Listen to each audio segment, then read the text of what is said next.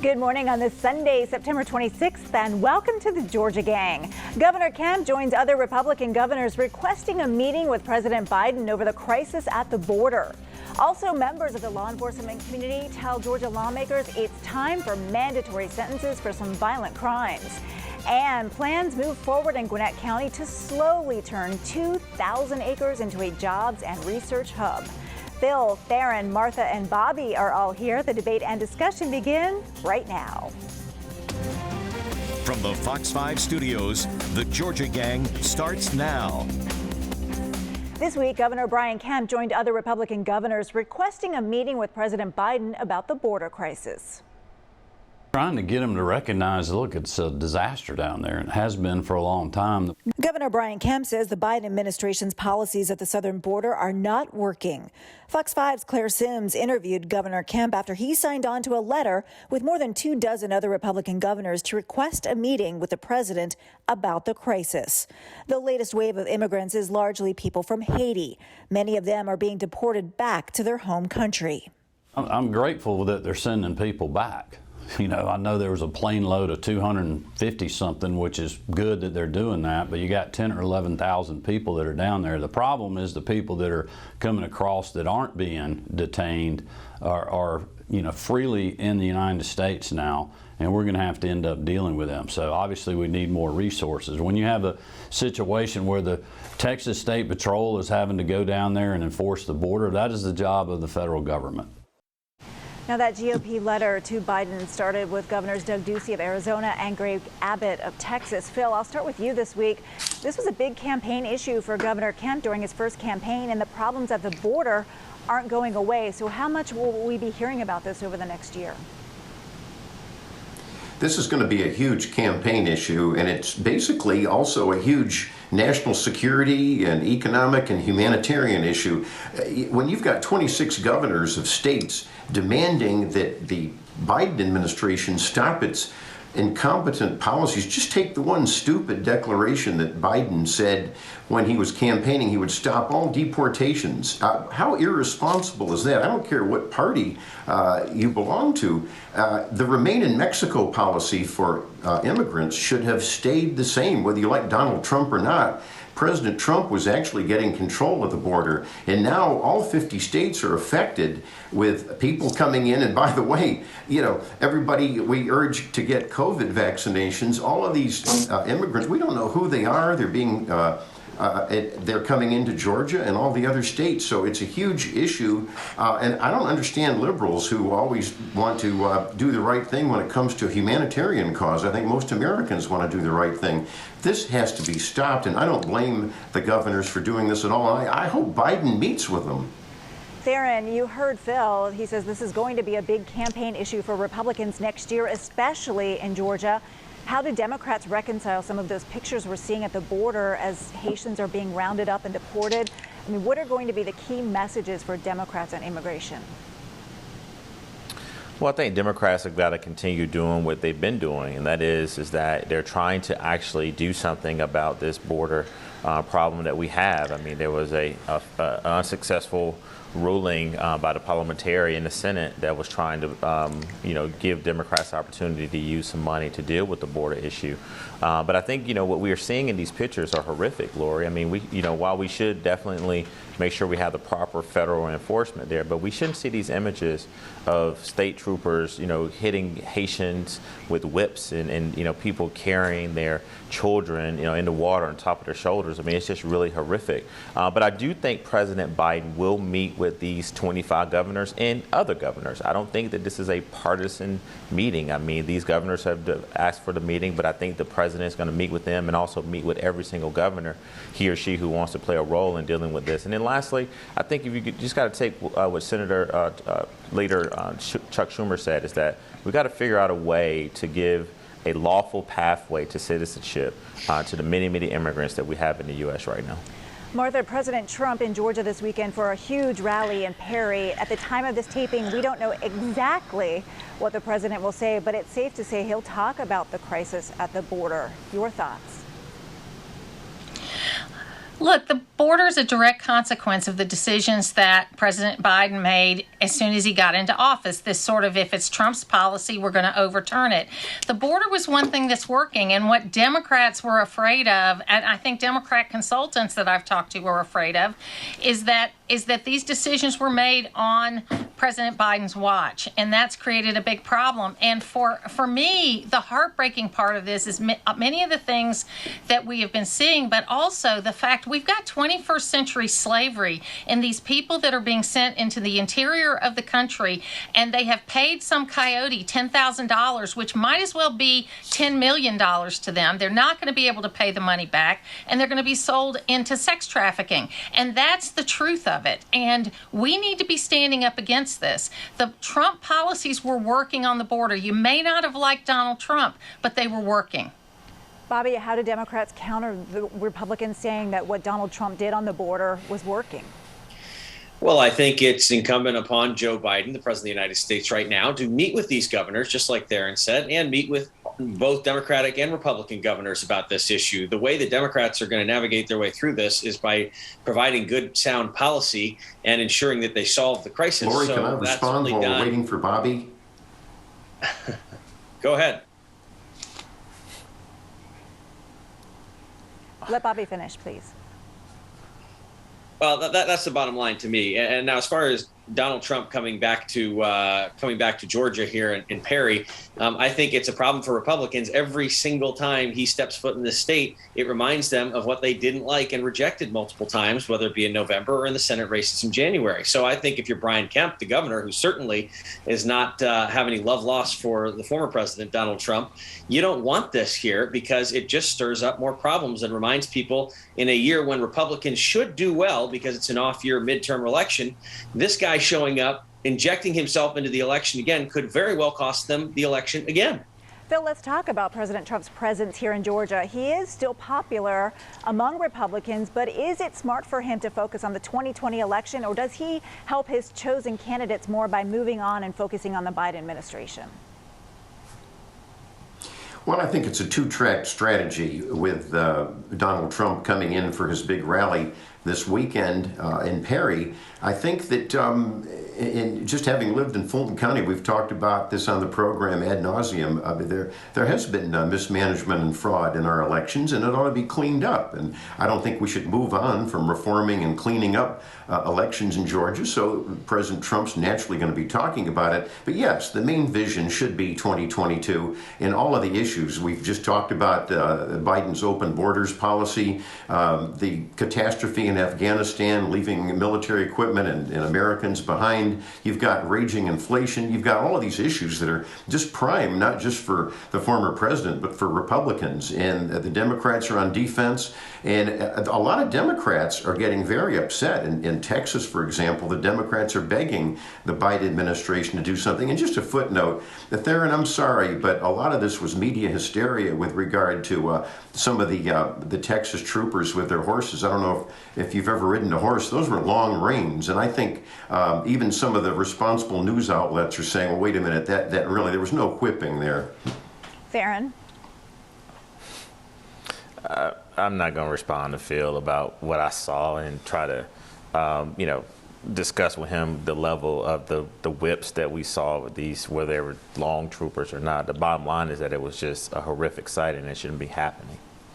All right, well, before we go to the next block, I want to mention something. We wanted to give you an update on Cathy Woollard.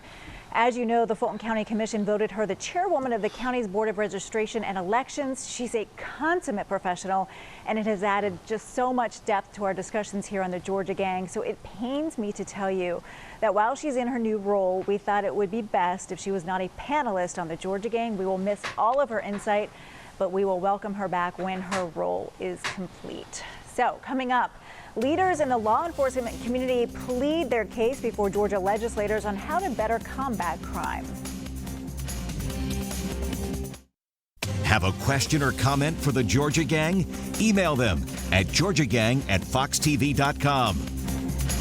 In a Senate Public Safety Committee hearing this week, law enforcement leaders pitched the idea of mandatory sentencing for some violent crimes in Georgia. Theron, some Georgia police chiefs say in order to cut down on repeat offenders, there should be some type of mandatory minimum sentence if a criminal uses a firearm or a knife when they commit a crime. Do you agree? Well, I think this was a very interesting conversation. Look, we all have to admit that we do have a crime problem, not just in the city of Atlanta, but it's crime all around the state of Georgia. But I have to agree with State Senator Kemp Jackson out of Stone Mountain, Georgia, and I'm going to paraphrase what she said, Lori, and that is that she really believes that mass incarceration is a failed strategy, and she kind of emphasized not going back to that era. She does admit that we do need to come up with some solutions around dealing with crime, particularly with repeat offenders. But I think to sort of come and sort of suggest a mass incarceration strategy is not something that I think a lot of Democrats and maybe some Republicans may not be able to support on the state Senate level. Martha, I want to ask you about this thought about mandatory sentencing for some violent crimes. And also we've learned that Governor Kemp has called for a special session to address redistricting. And we know now that it doesn't appear that crime will be on the issue, at least for the special session. Your thoughts? Not right now, but I think that Theron brings up a good point that just a year ago, President Biden was having to back away from his position on the crime bill and the fact that he helped get that passed, and that had a lot of these mandatory sentences in it. And so, I think that I'm a little nervous about a strategy like that. I think that you can enforce the laws and crack down on crime without having mandatory sentences, because it takes away from the ability of judges to be able to take into consideration the history of the person. And I think it's, either we trust our judges or we don't trust our judges. And I think that's what it comes down to. And it was proven to be a problem in the crime bill in the 90s. And, a year ago, we kind of rehashed that with the Biden election. I want to move on to the Atlanta mayor's race, where radio host Frank Ski asked several candidates about the issue of federal investigations. Bobby, Antonio Brown is under federal indictment for fraud. He says he'll be vindicated. Former Mayor Kasim Reed said he's not under federal investigation, but as several of his opponents were quick to point out, his administration created the largest federal investigation at City Hall. Crime is the biggest issue in the city of Atlanta right now, but how does this issue of corruption play out in the mayor's race, Bobby? Well, I think it's interesting that it's starting to finally surface in this race now. I think it's something you'll see a lot more of in the runoff post-November when we do this again 4 weeks later and the top two go, especially if one of those two people is former Mayor Kasim Reed. However, for these candidates right now to be able to get into one of those top two spots, that's how this election works. If you don't get 50% in this election, you got to go to a runoff with the top two. Then they're going to have to elevate their own name ID and their own policies, and that really is more to talk about the crime situation in Atlanta right now than it is the corruption. But I do think in a one-on-one battle, it's going to become a huge issue, and it's going to become a huge weight and anchor around whoever, if it happens to be Kasim Reed in that special. Phil, do you agree with Bobby on that point?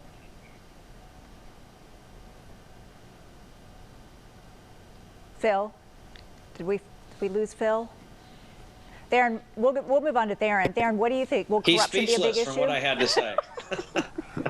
Theron, let's talk about corruption. I'm here whenever. Go ahead, Phil. Go ahead, Phil. All right, I'll just make a couple quick points. I think Bobby's partially right. I think crime is going to be the big issue, but it certainly, the issue of corruption does weigh like a millstone around Kasim Reed's neck, and he's got to try to say if he's a reformed man, and that's what he's been trying to say. And you've got the other candidates beating up on him on corruption, and you've got a terrible record when he was mayor in City Hall with convictions and indictments. So I think it's going to hurt him in terms of Mayor Reed's trying to get that undecided vote. We'll be talking about that for the next few weeks. An update now in an ethics case involving Stacey Abrams' 2018 campaign. A Fulton County judge found the Ethics Commission's subpoenas overly broad. Phil, lawyers for Abrams' campaign said they've really already handed over thousands of documents to the commission, and we know that Stacey Abrams is on a nationwide tour right now. Well, I think it also brings up the fact of what she was doing with her various organizations, and she was doing some effective targeting. But I think there was some investigations that were necessary. I'm not surprised at all of this, but I do think that it just turns the spotlight on Stacey Abrams and in the fact that she's a very dangerous opponent if she runs for governor in 2022. Theron, that's kind of the million-dollar question right now as she is out and about and on the speaking tour. I think we just got to start listening to what Stacey Abrams has been telling us, Lori, and that is that she wants to be president. Now, what she hasn't specified yet is, does she want to run for governor of Georgia first and, you know, either become victorious or not victorious in that race and then run for president. But ultimately, I think that, you know, she's got to come to that personal decision on her own time. But as far as this investigation, you know, one of the things that I thought was very interesting is that this is an investigation that's been going on for a very long time. I mean, we're now approaching the 4th year. And if you look at the response from the judge, is that they said that it was just too broad. So the question is, will the Ethics Commission come back with more of a narrow, straightforward focus sort of indictment? But you got to think that the Abrams people feel like this is just a witch hunt. And until they provide more accurate subpoenas with specifics in the information, you know, we don't need to have this continue to go on. Bobby, you've had both hands up there. I have a huge problem with the weaponizing of the Ethics Commission, just like I do with the weaponizing of the Justice Department at the federal level. This is what third world countries do. This is not what Americans do. It's not what Georgia should be doing. It's a complete waste of taxpayer money and time, and it's not good for democracy. I just think it's ridiculous. Martha, final word on this. Well, I think the biggest thing Democrats are wondering is when Stacey Abrams is going to get in. But for Republicans, we know how to run against Stacey Abrams. We've beaten Stacey Abrams. We will beat her again if she runs. The bigger problem is going to be if she doesn't run, who are they going to put in place? Will it be a Michael Thurmond, which will be tougher for a Republican to attack because he's worked with Republican and Democratic folks, and he's been successful at the school board as well as in DeKalb County?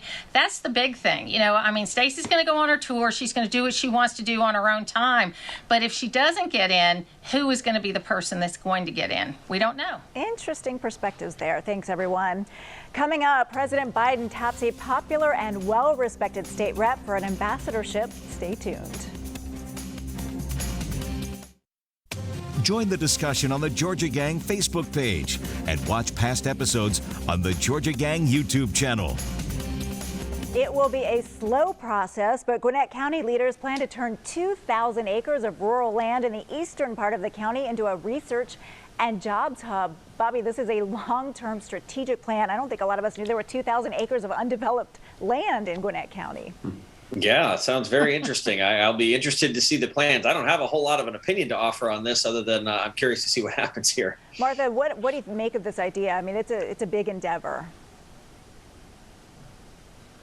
It's a big endeavor, but I think it fits with the kind of growth that we're having in Georgia, and I'm excited to see it happen because I'm like you, Lori. I didn't know there was 2,000 acres left in Gwinnett County, so we'll have to see how it plays out. Phil, you have your hand up. Well, I think we always like to promote some bright spots in Georgia's economy, and I have to say that this Rowan project is really one of the bright spots over the next few decades. I actually toured up there. There is 2,000 acres basically of forest, and it's going to be modeled over the North Carolina concept of the research triangle. You're going to have 3 big universities involved to bring in research facilities. You mentioned it's Oh, we've just lost Phil. We'll get back to him. But Theron, I saw your hand up. You know, Lori, if any of us... Theron, go ahead. No, I was just going to say real quickly, I agree with my fellow panelists. I think this will be the first time since Bobby's been on that we all 4 agree that this is a great project in Gwinnett County, and I'm looking forward to see what develops. Go ahead, Martha. 3 cheers. Well, if you remember our old friend E.L. Culpepper from Athens, this was an idea he had about creating a research triangle thing that he's been talking to probably all of us over the years before his sad death a number of years ago. This is an idea whose time has come. We ought to have that here. It's definitely a talker and one we'll be looking at over the next few years. Thanks, everyone. Moving on. According to the AJC's Greg Bluestein, the former head of the Georgia GOP is suing the state party for the legal fees he paid after a former staffer's racial discrimination complaint. The state party paid out more than $500,000 to settle the case and racked up more than $1 million in legal fees. Phil, this was a costly case. Does John Padgett have a case since a judge dismissed the complaints against him?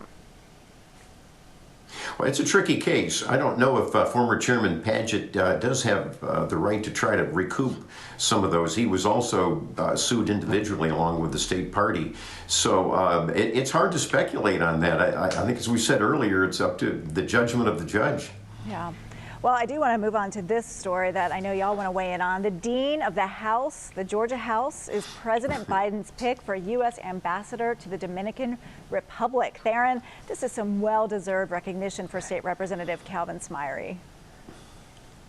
You know, Calvin Smyre has been in the state legislature, Lori, longer than I have been alive.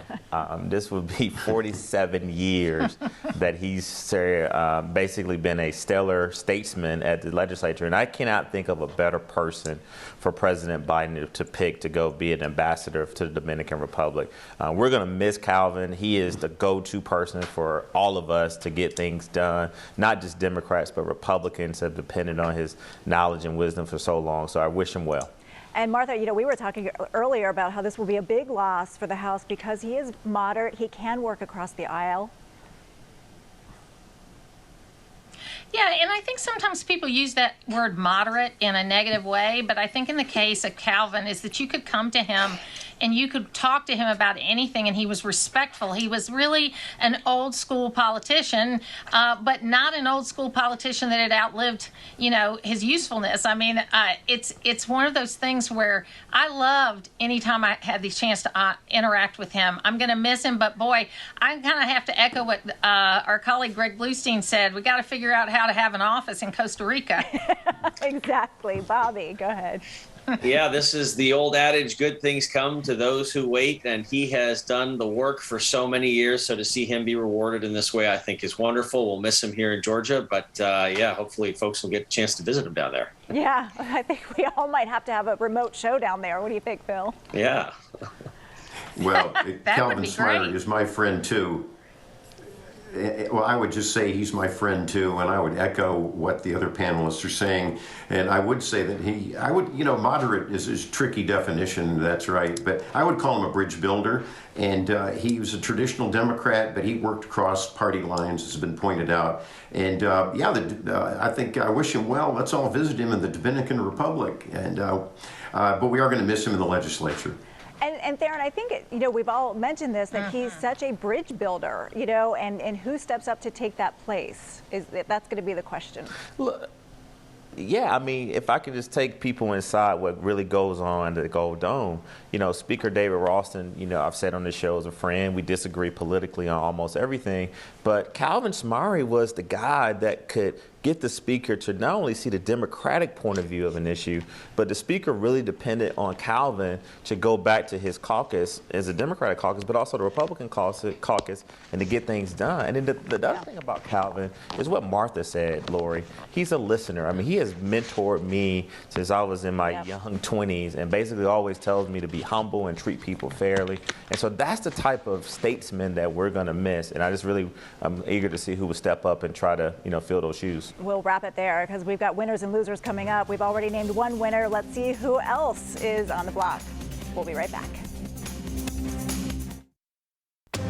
Time now for the week's winners and losers. Phil, I'll start with you since we lost you a few times because your screen froze. Well, thank you very much. I hope I don't freeze again, but I want to make us a winner college football here in Georgia. For the last few weeks, I've been to 2 Georgia games, for example, in Athens, and you've got massive crowds. And the health experts, different schools of thought, are saying, wait a minute, a lot of these COVID cases aren't related. I think what we're seeing with these crowds is they're trusting the vaccine, and they're also thinking about the natural immunity is kicking in. Now, obviously, you need to consult with your doctor, and you need to see what's right for you, but I think it's interesting to see these massive crowds. All right, Theron, over to you. definitely want to make Cathy Woollard a winner, even though I know she's chosen to go on and serve her new role. I want to thank her publicly again for all her outstanding service and her voice on the show. Secondly, I want to make DeKalb County and DeKalb County CEO Michael Thurman a winner. I had a big federal decision this week that extended the consent decree in DeKalb County that will be a 7-year, $1 billion extension to help with the aging sewer system. This has been his biggest infrastructure project. Martha, over to you. Well, I want to thank Professor Joe Watson over at the University of Georgia. He invited me over to help him teach a class on the U.S. Senate this past week. It was great to be on campus, and it's great to be a part of that program they have over there with the Grady School and the SPIA School. So thank you to all that. It was great to talk to those young minds of mush. It was fantastic. And the loser is going to be, we didn't talk much about federal politics, but congressional Democrats that just don't seem to be able to take a win. They've got a bipartisan infrastructure bill that they keep putting roadblocks in front of. And, it seems like you would take a win and move on, but they can't do it. All right, Bobby, because you're an old TV veteran, I've got about 43 seconds in the show. All right, I'll go quick. My winner is Doug Shipman, City Council President candidate, who's a client of ours, for full disclosure. But he's a former Woodruff Arts CEO, and the Committee for a Better Atlanta just gave him their highest score for a first-time candidate in this race. So very exciting for him. My loser is Donald J. Trump, who they just did an audit in Arizona, and guess what? He lost by even more votes. All right, we'll leave it there. And of course, we all agree Cathy Woollard, a huge winner, and a huge winner here on the Georgia Gang. Thank you all so much. We will see you again next week. Make it a good one. Bye-bye.